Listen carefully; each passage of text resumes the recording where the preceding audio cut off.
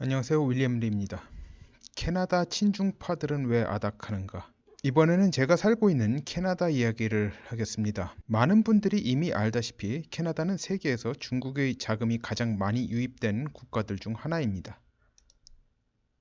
중국인들이 많이 사는 지역이 고급 유럽차 브랜드, 그러니까 예를 들면은 이제 아우디, 벤츠, 메르세데스 벤츠, 그런 것들죠. BMW 그리고 포르쉐. 중국 사람들이 카이엔을 좋아합니다.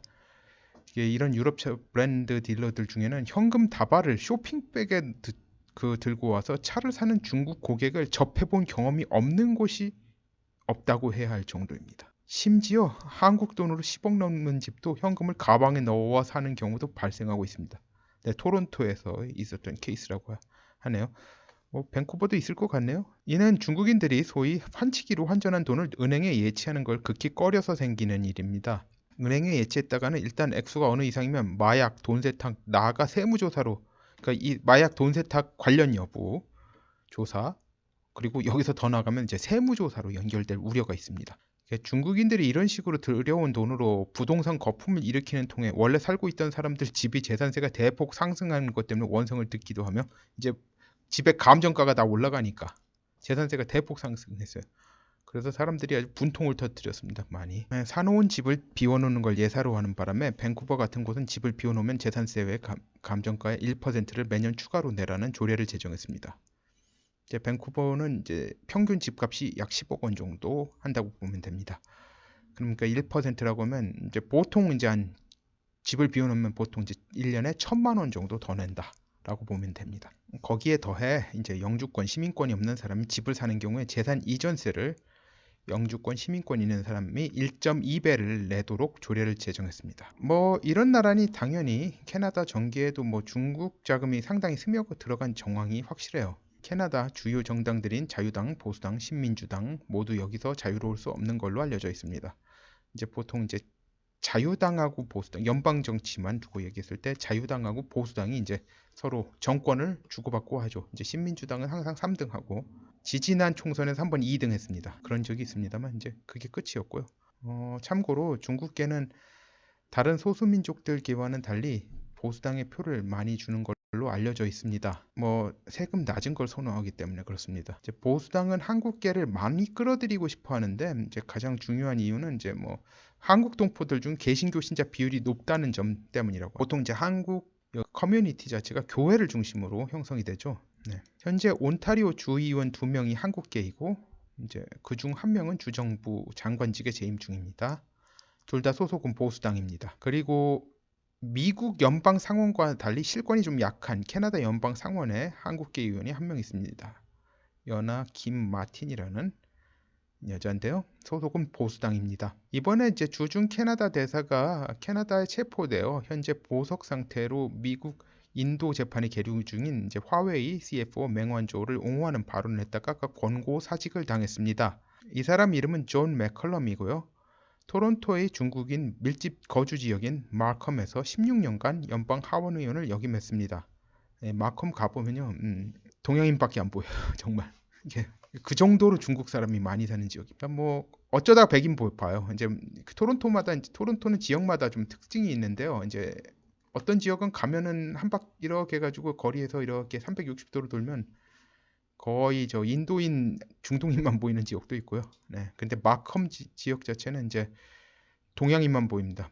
그리고 부촌이에요. 지역 자체가 다른 보통 인도 중동 사람들 사는 데는 좀 빈촌이고요. 토론토에서. 그간에 이제 해당 지역구에서 중국계 보수당 후보의 도전을 2번이나 물리쳤을 정도로 중국 커뮤니티와의 인맥이 매우 끈끈한 걸로 알려져 있습니다. 2번이 아마 더 될 수도 있습니다. 제가 마컴 지역에 사는 사람이 아니라서 정확히는 모르겠습니다. 하여튼간 한 번도 안 졌어요. 하여튼간 중국계 후보를 갖다 계속 그쪽에서 냈는데 부인이 중국계인 덕도 있습니다. 주중 캐나다 대사로 부임하기 직전에는 이민부 장관이었습니다. 그리고 예전 자유당 정부, 그러니까 이번 자유당 정권이 아니라 이제 자유당 정권이 한 9년 정도는 보수당이 집권하고 있었고 그전 자유당 정부 거기서 국방, 보훈, 국세 장관을 역임한 자유당의 거물 정치인입니다. 이 중에서 국방, 국세, 이민부 장관은 캐나다 연방 장관직들 중에서 요직입니다. 이 요직을 3자리나 역임했으니까 거물이죠.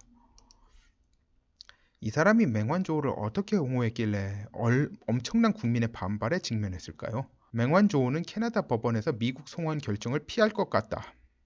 이 한마디였습니다. 처음에 이것 때문에 사람들이 팍 폭발했어요. 근데 다음날 그는 실언했다고 사과하고 지나가려고 했는데 그런 뒤에 이제 자선단체 모임에서 기자와 사적인 담소를 하다가 미국이 송환 요구를 철회하면 캐나다에 좋을 텐데 라고 말한 게 알려지면서 여론이 급속 악화되어 올해 총선을 치러야 하는 저스틴 트리도 총리는 바로 그에게 사직 권고를 하고 사표를 내게 했어요. 나름 거물 정치인인데도 정치 인생이 끝이 참 안 좋게 끝난 셈입니다.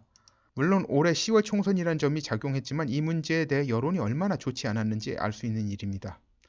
최근 30년간 경우만 보면 자유당이 정권을 잡으면 보통 한 13년 정도 유지가 됐어요. 그래서 보수당이 정권 잡으면 보통 이제 9년 정도 지속되고, 근데 이번 자유당 정권 잡은 후 처음 다시 치르는 4년 만에 다시 치르는 선거라서 원래는 좀 안전빵으로 별 문제가 없어야 되는데요.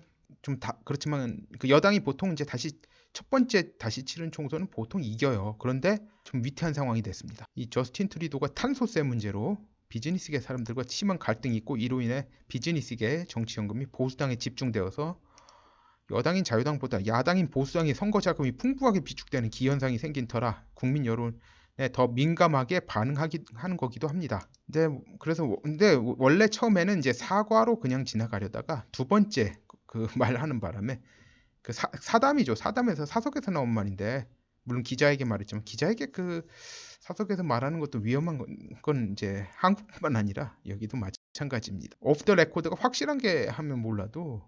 한국 기자들은 오프 더 레코드를 얼마나 지키는지 모르겠지만 여기는 오프 더 레코드는 확실히 지켜줍니다. 근데 오프 더 레코드 말도 안 하고 했으면 사석에서 한 말도 보도가 될 위험이 생기는 거죠. 그 기자 아니더라도 옆에서 들은 사람도 있을 테니까. 하여튼 두 번째 건 터지자마자 바로 권고사직 시키는 조치를 취했습니다. 상황이 이러니 중국이 캐나다 정치인들 상대로 기름칠을 해놓은 것으로 친중파를 자청하는 정치인들을 확보하기 힘든 상황이 됐습니다. 이번에 이제 문희상 등이 문희상, 정동영 그런 사람들이 미국에 가서 낸시 펠로시 미 연방 하원 의장을 만났습니다.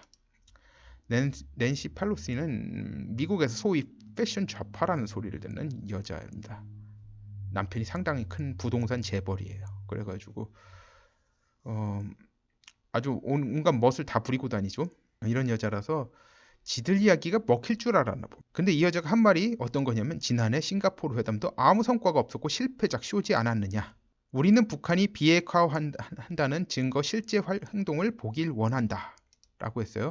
김정은 국무위원장의 진정한 의도는 비핵화가 아니라 남한을 무장해제를 하겠다는 것. 이런 식으로 얘기를 했어요. 그러니까 그게 아니다. 라고 당신이 오해하는 거다라고 해서 문희상 정동영 그런 사람들이 다 그렇게 얘기를 하니까 나중에 이 여자가 이랬어요. 나는 결과 낙관하지 않는다. 당신들 이야기처럼 내가 틀리고 당신들이 맞기를 바란다고 마무리 지었다. 이 여자 미리 다 브리핑 받은 겁니다. 얘네 다 북한 편이다. 중국 편이다. 브리핑 다 받고 만난 거예요. 자, 이 낸시 펠로시 얼마 전 트럼프가 미 멕시코 국경에 장벽 세운다는 거 반대해서 심지어 연방 정부 기능을 중단시켰어요. 예산안을 갖다 통과시키지 못하니까 예산 집행이 안 되는 거예요. 이유가 간단해요. 멕시코계 등 라틴 아메리카인들 표, 그러니까 민주당의 중요한 표거든요. 이걸 의식한 겁니다. 즉 북한 핵 문제를 유화적으로 해봤자 그러니까 표에 도움이 안 돼요. 표에 도움 됩니까? 마이너스만 나게 돼 있어요. 그러니까 이 부분에서는 강경하게 이런 반응을 보이는 것밖에 없어요. 이런 곳에 가서 문희상, 정동영 등이 북한 봐달라고 했으니 참으로 눈치가 없는 자들입니다. 참으로 한심하게 보였을 겁니다. 자, 현재 미국이나 심지어 전 인구의 3%가 중국인이라는 이 통계는 잘 모르겠어요. 근데 3%라는 이야기도 있고 3.5%라는 이야기도 있습니다. 하여튼간 이라는 캐나다나 상황이 이렇습니다. 즉 중국과 북한 문제에 대해서는 이미 여론 형성이 충분히 되어 있는 상황입니다. 속일 엄두를 절대 못 내게 해야 하고 필요하면 더 조이고 최악의 경우는 더 강하게 나갈 수밖에 없다고 말이죠. 그런데 한국은 맨날 미세먼지 마시면서도 친중 정치인들이 나라 팔아먹는 짓을 대놓고 하고 진짜 완전 국민들 나중에는 진짜 이 정도까지는 설마 하는 것까지 다 할 것 같아요. 진짜 인육으로 팔아먹으라고 해도 팔아먹을 것 같아. 이 정도 인간들이라면. 이 정도 인간들이고 이 정도 국민들이 이 정도로 이런 정치인들한테 순응한다면 진짜 나중에 그럴 수도 있을 것 같습니다. 아무튼 이런 데도 속수무책입니다. 된장인지 뭔지 배 터지게 먹어야 알 수 있는 건가 하는 생각이 듭니다. 네, 감사합니다.